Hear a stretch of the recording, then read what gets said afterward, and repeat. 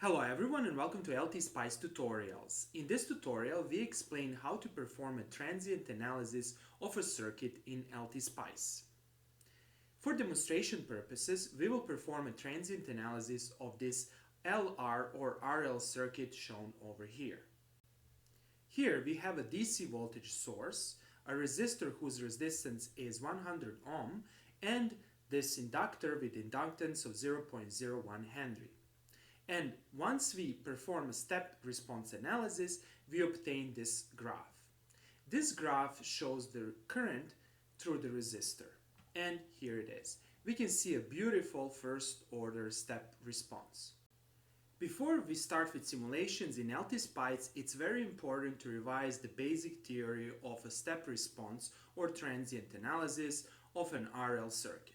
This has to be done in order to verify the LTspice simulation. That is, for the RL circuit, we can actually analytically compute the transient response or the step response.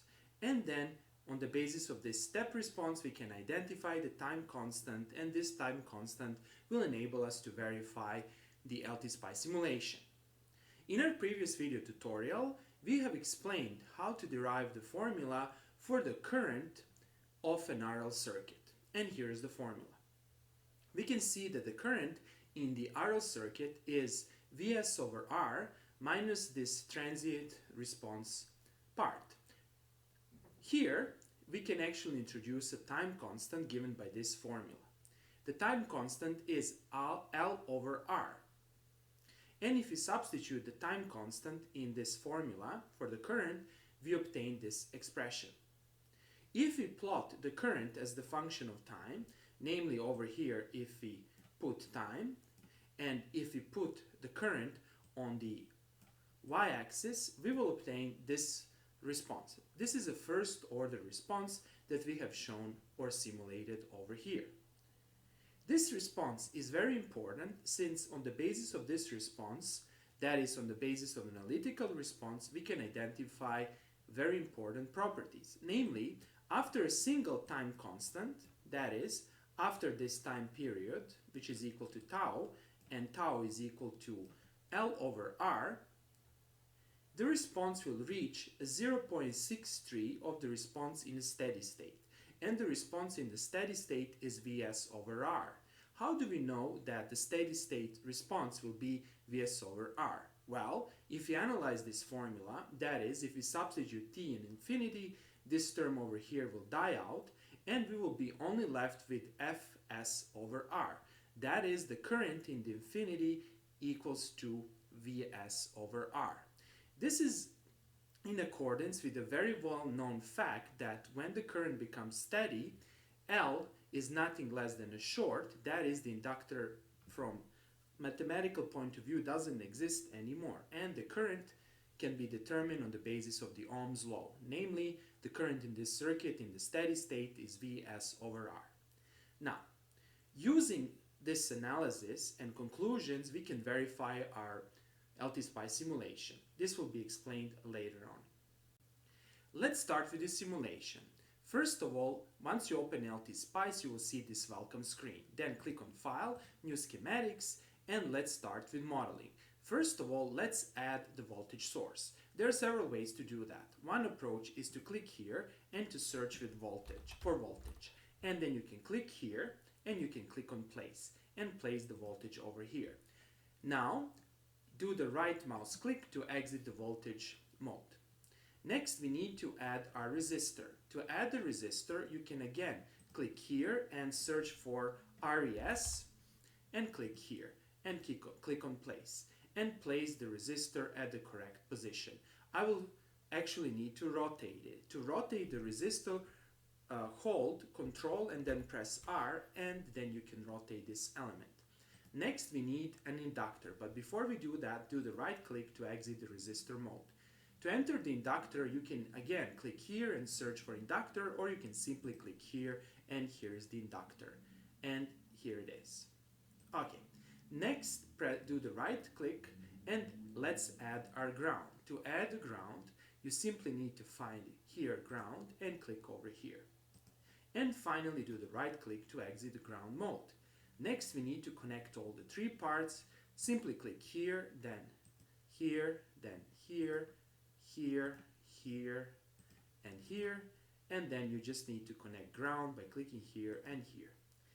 Next, we need to adjust the resistance and the inductance. Over here, click on this R, do the right click, and set the resistance. Let's enter 100 ohms and click on OK. Next, right click over here and let's specify the inductance to be 0.01. Now, here, specify the series resistance, or basically just erase the series resistance such that we don't have series resistance, and keep the other entries also empty, and click on OK.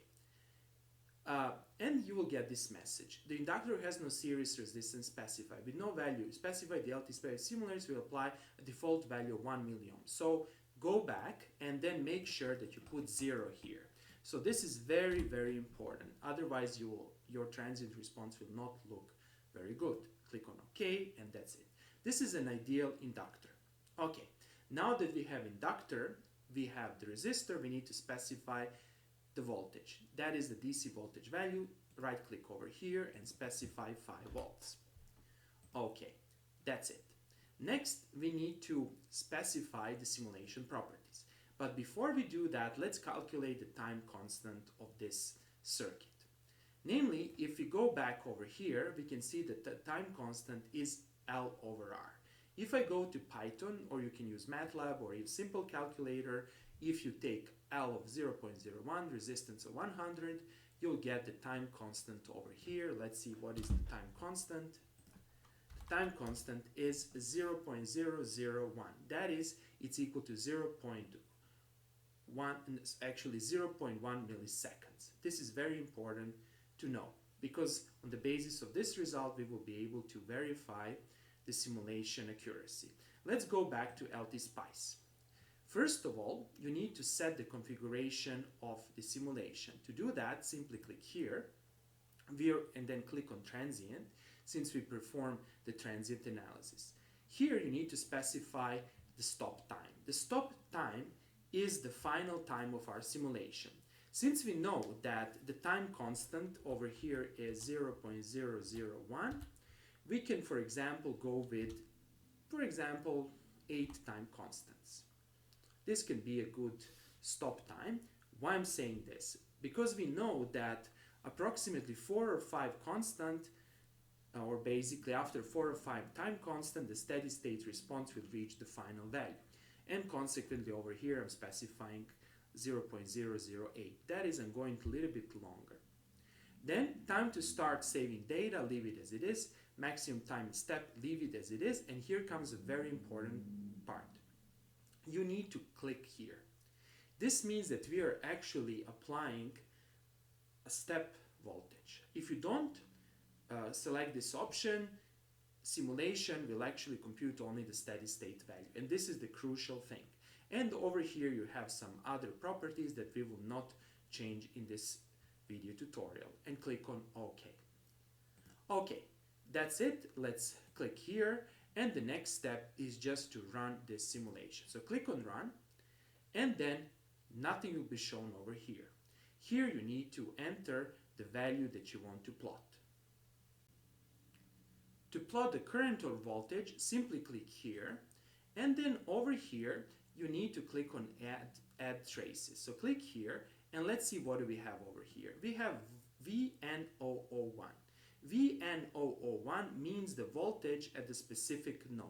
So where is the node N001? Well, click here on Cancel, and now if you hover over this circuit, you can see that the node 001 is here. This is node 002. Good to know. Let's again do here, click here, do the right click, click on Add Traces, and let's see what are the other options. We have voltage at the node 2, we have the current through our L1, we have the current through resistor, we have the current through voltage source. Okay, so let's, for example, start with I of R1, and let's click on OK, and here you can see a bunch of stuff.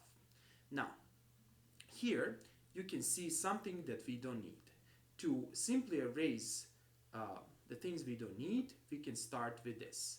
For example, we can start with this thing, do the right click and click on delete trace. Then let's do this, delete trace, then do this, then you can delete this trace. And let's see what do we have over here. We have a step response which is negative.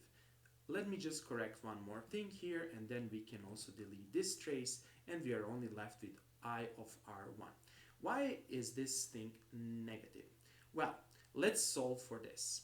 To solve the issue of negative response, you need to rotate your R1. So how to rotate R1? Namely, if you zoom in, and for zooming you can use the middle of the roller mouse button, you need to rotate this resistor. To do that, you simply need to click here, and then now you can move this resistor. Then press Ctrl R and rotate the resistor by pressing twice the Ctrl R for 180 degrees.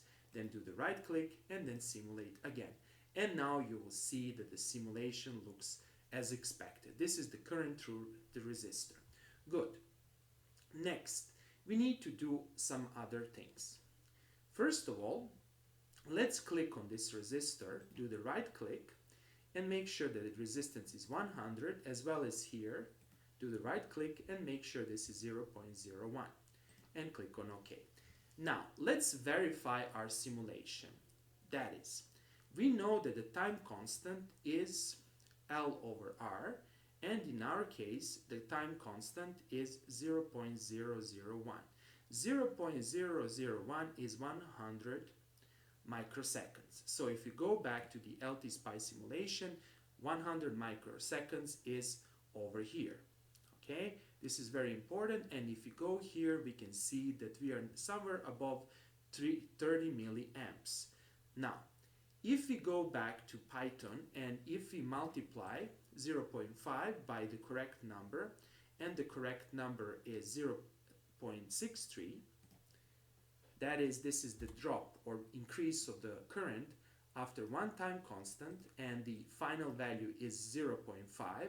How did I get 0.5 for the final value of the current? Well, I know that I have 5 volts here, and if I divide 5 by R, I get basically a steady state value, and that's 50 milliamps. This shows that the results are okay. Now let's just verify the time constant. If I go to my Python, if I multiply these two numbers, I will get 0.315. Going back to LTspice, if let's say 100 is over here, I can see that I'm approximately over here. That is, this is correct. After one time constant, I reach somewhere around 31, 32 amps, which is very important. Let's see what happens after 4 time constants. After 4 time constants, I'm somewhere about 0.98, multiply the steady state value, and this is also correct. This means that we have correctly simulated the step response, and we have performed the transient analysis of the RL circuit.